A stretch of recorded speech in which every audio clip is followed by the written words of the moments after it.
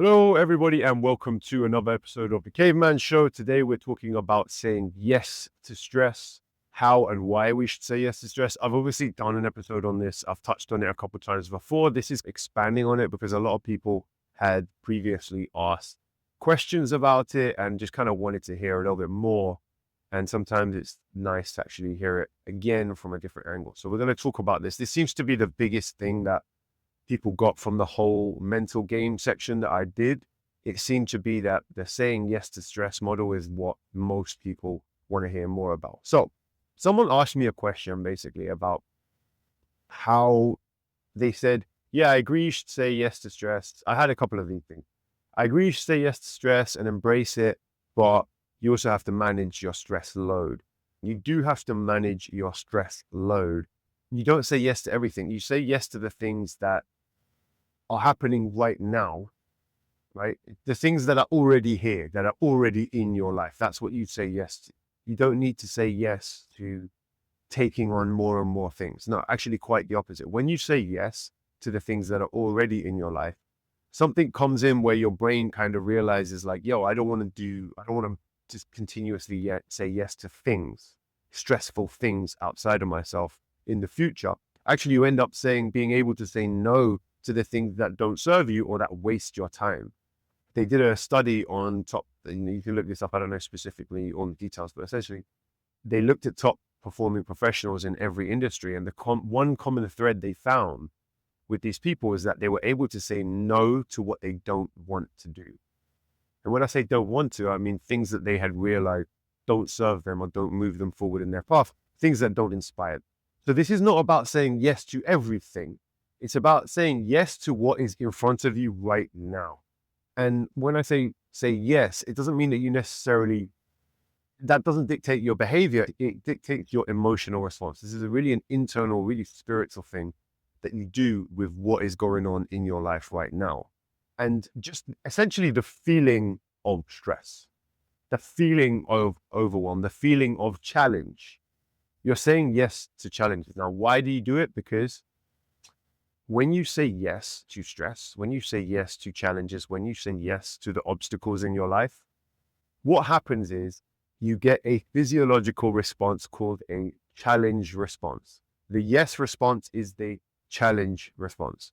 And there's a cocktail of hormones, neuropeptides, etc., physiological chain reaction called that challenge response that helps you rise to the occasion, and it gives you energy to deal with that.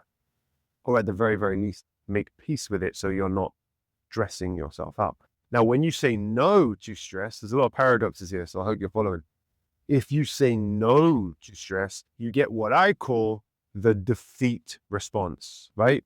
Where you're managing stress, you're limping through life. You are just hoping it's going to end. You're surviving and hoping it's going to end. It is completely the opposite. It seems subtle at first. You barely can tell the difference between those two responses at first. But over time, just like two train tracks, over time, those two paths are completely opposite to each other. So you've got your challenge response, your defeat response. But essentially, I would imagine it's something to do with chronic cortisol would be the defeat response, right?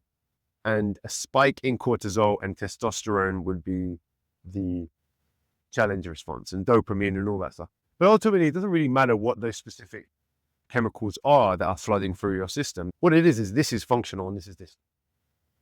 That's what it boils down to. Your challenge response is a functional response to the inevitable challenges and stresses of life. That response, the challenge response, is what you want. There's never a purpose of the defeat response. The defeat response is probably some type of evolutionary adaptive function that we have where when we feel like we're going to lose a fight, probably a physical fight, we manage that loss and just try to do damage limitation. However, it's unadaptive for today's world because we're not really, essentially, there's no situation where playing dead is the correct response. I mean, sometimes you see it in really horrible situations like terrorism and so on and so forth, where people have to play dead just to survive, but we're not talking about that. I'm talking about 99% of situations that people are in where it's just Their kids are stressing them out. Their wife or husband is stressing them out. Their boss is stressing them out. The bills are stressing them out. Not knowing what their life purpose is stressing them out. They're too fat. That's what's stressing them out. There's no direct life or death situation here. In those situations, you always want to rise to the challenge. And even in situations where it is life and death, you probably still want that challenge response. So essentially what we're trying to do here is we are trying to move out of survival mode, which is the defeat response, and move into thriving, which is the challenge response. And what will happen over time is you will start to grow, right? Your personality will grow. Your ability to handle stress in general will grow, right? You will change who you are, potentially a loser, right, to a winner, okay? Hopefully that clears up the difference between managing your workload and saying yes to stress. You always want to say yes to whatever challenges are happening right now or on the immediate horizon, right? And most of the time that's just in your imagination anyway. So all you're really saying yes to when you say yes to stress is a thought of what could happen, a possible bad scenario, right? In terms of managing your workload, I've spoken about this in training. You definitely do want to take more of a sprint response to stress. Like you do want to go intense, definitely with regard to physical training, but probably life in general.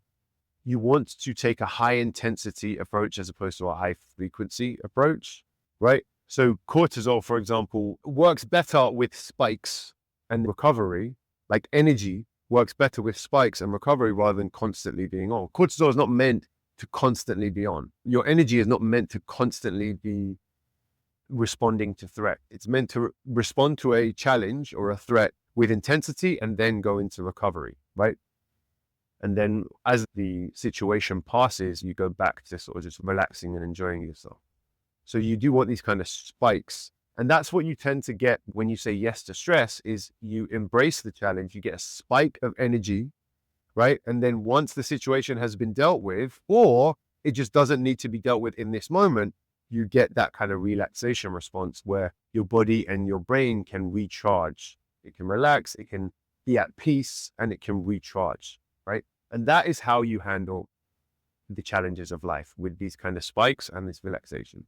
A spike of energy and intensity, whether that's physical training or a situation in life that needs dealing with, you get that yes to stress response, that challenge response, and then you get relaxation, right? It's probably not feasible to constantly be up here with a challenge response. That's not how the challenge response works, right? You deal with the matter, or you say, okay, well, right now I don't need to deal with the matter. I'll deal with it when it comes, and then you get that relaxation. But that comes from the yes. If you're saying no, your body will it won't do one or the other. It won't rise to the challenge and it won't relax. It will just be in this mid state of stress, what most people call stress. And that is what leads to burnout and what leads to overwhelm.